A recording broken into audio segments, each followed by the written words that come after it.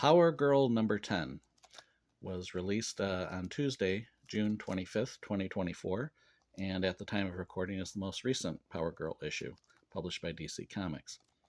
And I have a subscription of this series, so that's why it's in this little plastic wrapper. That's how they're mailed.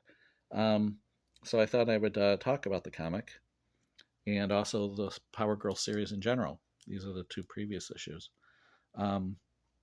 So this issue came out June 25th. It arrived in my mailbox on June 28th. The funny thing is the issue before, issue number 9, came out on May 28th, so the month before, but it actually didn't arrive into my mailbox until June 27th. So it was like a day. There was a day difference, June 27th, June 28th. So that's one of the hazards of having a subscription. The good advantage, though, is that they're cheaper cover price than buying them new. Each of these costs $3.99 if you buy them new, but I paid like $2.50 each, something like that. But anyways, the three issues that you see here are the House of Brainiac trilogy that was running through Action Comics and Superman, written by Joshua Williamson. And this tie-in, I didn't read those, so I don't know if those were good or not. I just didn't really have too much of an interest in it. Lobo featured prominently in it, and I don't really have any interest in Brainiac, so I didn't care. But you don't have to have read that to have enjoyed these, because I didn't, and I enjoyed them. These three issues feature Crush, who is apparently the daughter of Lobo. And I don't really know anything about Lobo, don't really care about Lobo. But again, I was able to enjoy the issues.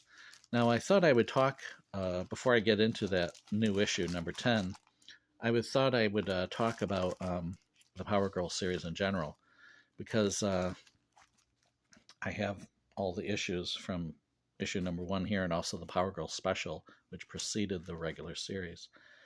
When you go on YouTube and the internet in general, I guess, a lot of people don't really like this series for some reason. And I think the reason is because they don't think the character is being portrayed how she used to be portrayed. Now, for me, that isn't a problem, because I didn't read the character previously. I knew that Power Girl, was around. I knew who she was since the late 70s, but I didn't read many Power Girl stories, and I didn't care. So the fact that now she is no longer going by the name Karen, she's going, which was like a play on Kara Zor-El, as her secret identity name. Now she's going by Paige, which is stands for PG, Power Girl abbreviation. Makes no difference to me. I didn't care. Another thing was that now she has Supergirl's cat, Streaky, instead of her own cat, which I think was called Stinky, something like that. Again, it doesn't matter to me. The other thing some people didn't like was that Power Girl's personality in the past was portrayed as very confident, she's not like a little kid or a whiner or anything like that. Whereas in this series, she's a little more unsure of herself. And I've noticed, too, that the covers tend to portray her in a more traditional Power Girl way, perhaps, sort of emphasizing her sexiness and things like that. But I think the interior art sort of downplays that aspect. And I think that might be to try to make her less as an objectified heroine for the male gaze, and more something that maybe young female readers can enjoy. Maybe trying to aim a little more at that young adult crowd, I guess. Anyways, so the series started out with this Power Girl special, written by Leah Williams, who wrote the regular series. I also had a Fire and Ice backup series, which was the thing that started me to get the Fire and Ice miniseries when it came out. So I really liked this. Some people didn't like it, but I did. And then, excuse me, the regular series started up, Power Girl number 1. And you can see the covers are drawn by Gary Frank, at least at the beginning here. And then later, other artists drew them. But Gary Frank now, of course, is doing Geiger for Ghost Machine, so maybe that's why he's not doing covers for DC. But the creative team, Leah Williams, Eduardo Pensica, and I think is it Julio Ferreira? I'd have to look. That's the creative team right there. Yep.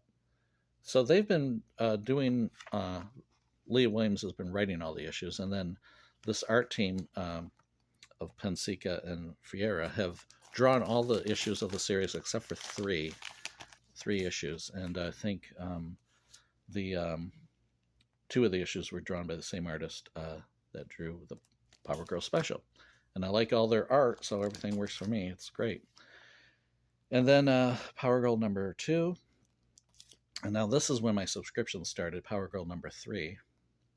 And Gary Frank cover. Power Girl number 4. And then this issue sort of sets up the sort of a streaky focused issue, which was kind of cute. This issue sets up the two-parter with Supergirl that comes next.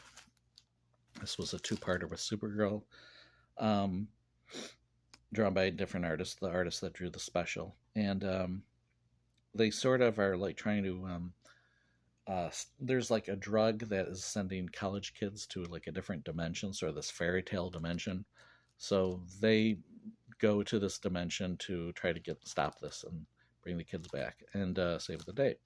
And I enjoyed it. It had, like I said, like a fairy tale quality to it. Okay, so then we get to the current stuff, which is the House of Brainiac thing, which I talked about. And so these are the 3 issues of it. And we're not going to really look at the previous 2 issues. We'll just stick with the current one. And like I said, there's the thing that it comes in when you get it in the mail. So there we go, Power Girl number 10. This scene actually happens in the comic. I can show it later, although it's missing Crush's dog. Crush's dog is like on the dragon bike or whatever it is. I'm not going to show the whole comic because, you can go out and buy it. But I just thought I would give my impressions of it. Like I said, I enjoy this series. It's a light, fun series. It's nothing really like world-shaking or, nothing that happens here is really all that important. It's just a fun series, I think. Now, like I said, I had no interest in Lobo, but so I knew nothing about Crush.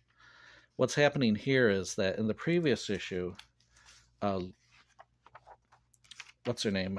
Crush was hanging out with this gang, the Holiday Girls, and there was Lobo and his daughter are Zarians or something like that they're called. And so the Holiday Girls got put in this building. See if I can show it.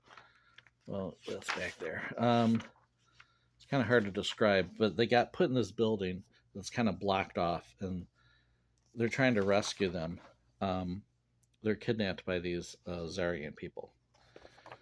So they're going to try to... Power Girl's plan is to get something to negate their power for like a moment, and then they can go in and rescue the Power Girls, or the Power Girls, the Holiday Girls, or whatever they're called. So, so that's what all this is about.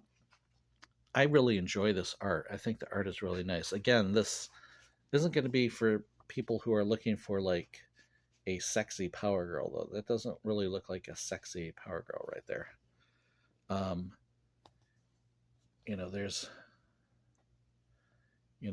this is, and that I think is one of the things some people maybe don't like about it. But to me, I kind of appreciate that, that Power Girl isn't being treated just because she's a woman superhero, that she's being, that it's all about the TNA, This is something that maybe many young female readers can appreciate. There's that scene that I was talking about with that is shown on the cover. There's Power Girl and the dog, Crush's dog.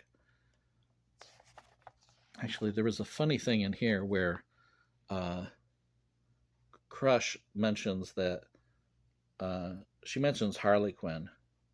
She said Harley Quinn acted exactly like you when she met me too.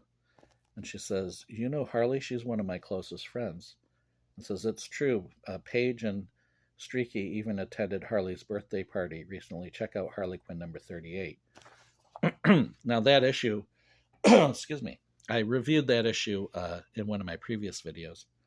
So you can see that. I think both Omen and uh, Power Girl were at that party.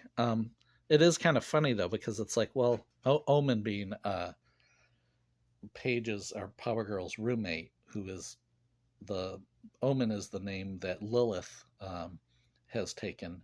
Lilith being the character from the Teen Titans that you may remember from the 1970s if you're a longtime reader like me.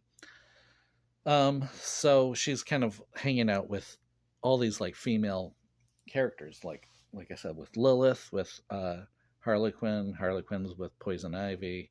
And you have Fire and Ice, and all these female characters. I think they're sort of emphasizing that friendship of these female characters. And Marvel DC does have a lot of these female-led comics, that are apparently doing pretty well. Catwoman is like on issue number 67 or something like that. Poison Ivy is on like issue number 25 or something. Harley Quinn is, like I said, issue number 38. I think it's up to like number 40 or something now. And Power Girl issue number 10, so I think the DC is really trying to appeal to, both men and women, and not just be like, oh, we're going to give a bunch of eye candy to guys, by portraying Power Girl in that way. Now, I don't want to show the whole issue, but I did want to show the artwork. I think the artwork is interesting because it's sometimes a little weak. Sometimes you'll look at it and you think, well, that's nothing special about that panel. But then you look at that panel and it's like, wow, that's nicely posed and it's very dynamic. There's like, there you go. The action panels are very well done, I think. So the artist, what was his name? Pensica, Eduardo Pensica, really seems to excel at these. Here's another one. I really like this panel. Really excel at these action panels. So I don't know if it's a case of maybe that the scripts ought to maybe emphasize the art's action and dynamism more. I don't know. Maybe that would be helpful. Maybe more people would. Maybe the series would be more popular or something. I don't know. But anyways, so after all this is over, the Holiday Girls are rescued. They go back to their apartment, Paige's apartment, Power Girl's apartment with Omen, aka Lilith.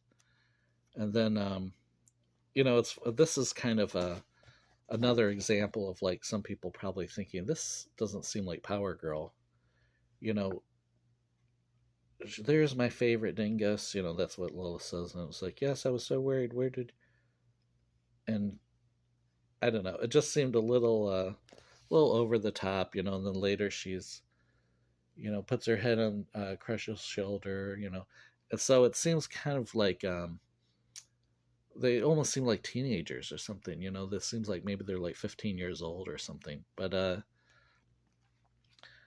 it doesn't seem like how Power Girl may have acted in the past, or even how. I mean, she's supposed to be like college age, I would think, like maybe in her early 20s. I don't know, maybe some early 20s young women are very touchy-feely like that. Who knows? Or I don't know if it's trying to imply something more, like Harley Quinn and Poison Ivy's relationship. If so, it hasn't come out and said it. But, it does seem kind of funny because if you look, I mean, the last time, it's not like Omen and Power Girl haven't seen each other. They were just 2 issues earlier. This is issue number 8. They're out in the park, hanging out. So, it wasn't like they haven't seen each other in a long time. I guess maybe she was worried that, she was something bad had happened to her. But anyways, so and the Zarians that they had left, another creature, a bad creature that's after Paige, had attacked them and then left them for dead. But anyway, so that's the issue. I enjoy it. Like I said, it's only $3.99, but it is less if you subscribe. They did raise the prices of the subscriptions. When I subscribed, it was only like $26.99. Now it's like $30.99, but that's for 12 issues. So, if you do the math, it's like less than $3 an issue, I think. So, anyways, I'm enjoying Power Girl. I, for one, am enjoying Power Girl. And like I said, it's a nice, fun, light series. When it comes in the mail, it's like, oh, Power Girl to read. You don't have to really read anything. Even with these tie-ins, you didn't have to read the House of Brainiac event. You didn't have to read any of this stuff. And you didn't have to know the whole history of Power Girl either. It's probably better that you don't, if you don't know the whole history of Power Girl, like with me. Because like I said, I'm enjoying it. So I will be renewing my subscription when the time comes. And anyways, just wanted to show some of the issues, and especially that current issue, and give it my recommendation for my enjoyment of the Power Girl series. All right, that's it for me. Thanks for watching.